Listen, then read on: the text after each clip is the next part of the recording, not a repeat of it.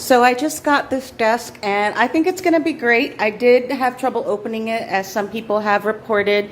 The manufacturer actually sent me an email saying that they were aware of a problem where, I don't know if during shipping or if it's just packed that way, but a problem where the boards slide a little bit over, and if they're not centered properly, then you're not going to be able to get the desk open. So what I did was, laying the folded up desk on one side, I pounded. I had to cause some damage here, but this is a metal piece, so, you know, it's not a big deal. So I had to pound on this with a hammer to shift the board over because it was protruding out to here. It needs to be able to fit behind here.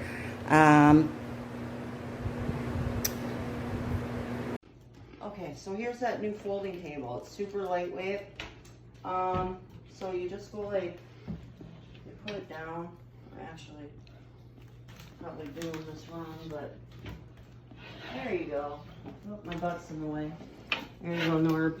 Yeah, so you just put it in there like that, and flip it around, and you got yourself a desk. And it's pretty sturdy, and you can put your monitor up there and your laptop down here, but it's sturdy. It's steel and then wood, heavy duty. It's kind of just off right now because of the rug, but voila.